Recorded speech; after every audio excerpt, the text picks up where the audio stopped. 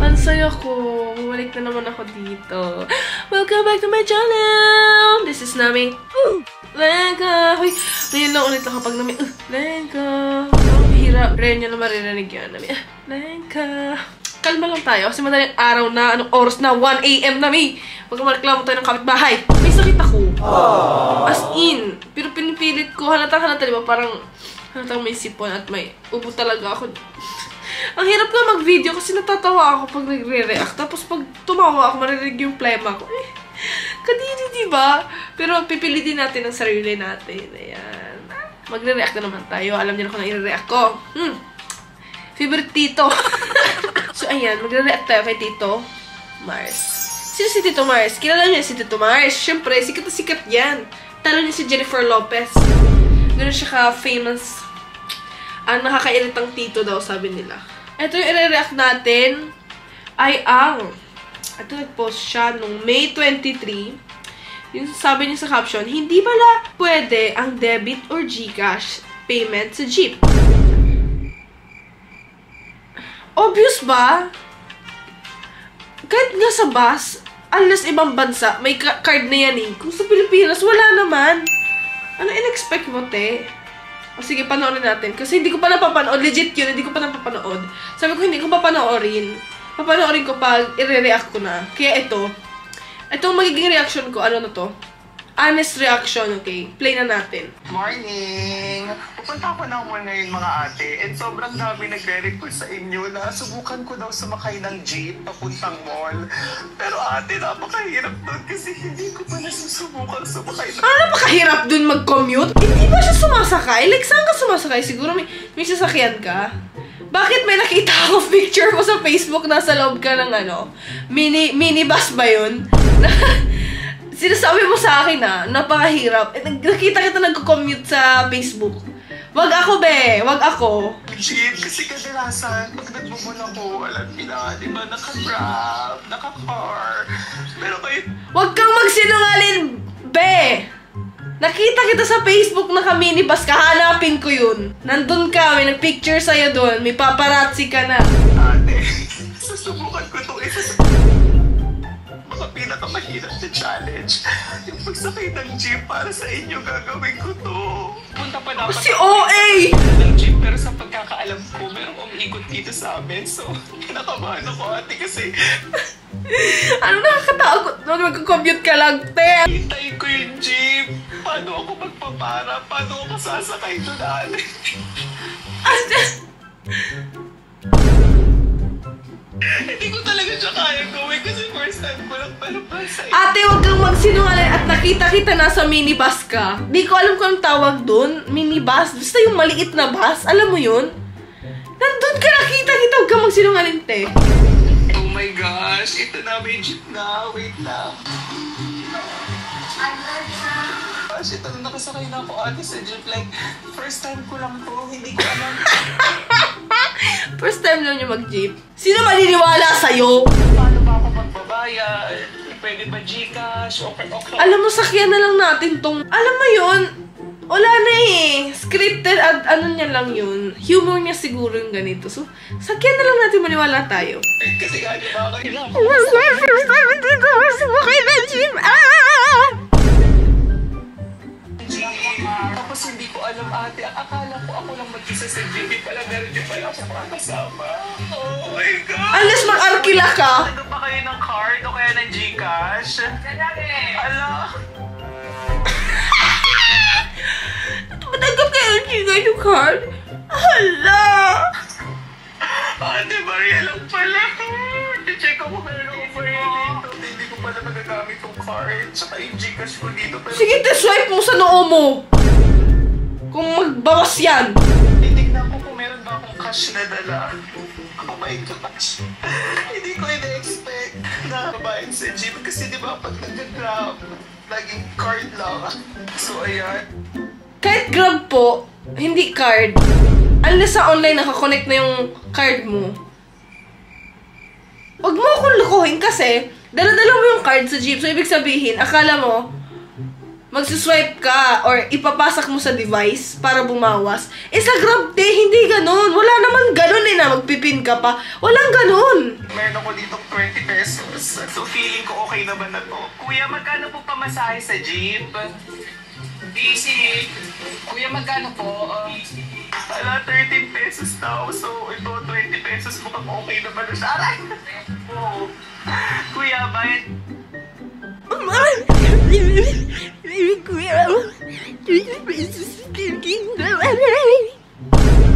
In-skip ko yung ads niya. Ayaw ko panoorin. Ayaw ko kumita kabe.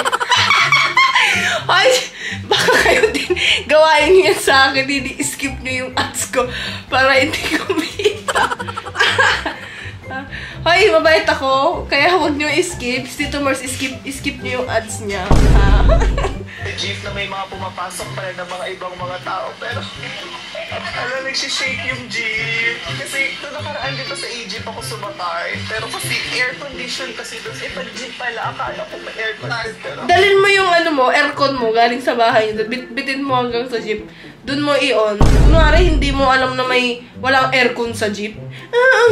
Walang aircon. Wala pala. Dinitiis ko na lang. Ay, may mga tao rin pala sa...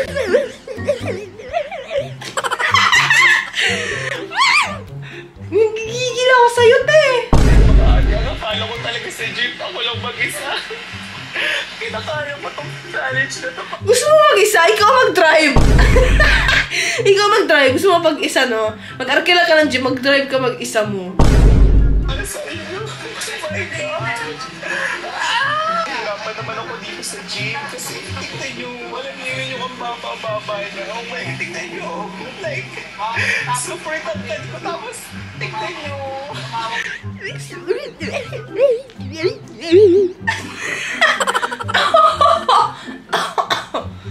I can't! Ang hirap pag commute sa jeep. Ate, first time ko lang ito pero tignan nyo. Lokohin mo lahat, wag ako. Kaninong tito to? Tito Mars to, di ba? Kaninong tito to? Gano'n ko kayo kalab, di ba? Ginagawa ko yung challenge ninyo kahit first time ko lang. Meron din pala parang sightseeing dito. Ayun naman. Sightseeing? Mo rin pala yung labas. Yung mga taong sasakay. Tapos, lagi-laging may sumasakay sa jeep. Ate, ang akala ko, private siya. Ang kala niyo private? Wag ako, te. Alam mo yan, ha? For sure, alam mo nga 13 pesos yung pamasahe kasi dala mo 20. O, may sukli ka pang 7, o. Alam mong 13 pesos yung pamasahe. Wag ako, te. Kasi kung hindi mo alam 1K dala mo, tapos alam mong minsan hindi ka bibigyan ng barya, pabalik. Alam mong 13 pesos dahil 20 yung dala mo. Grabe. Grabe. Super!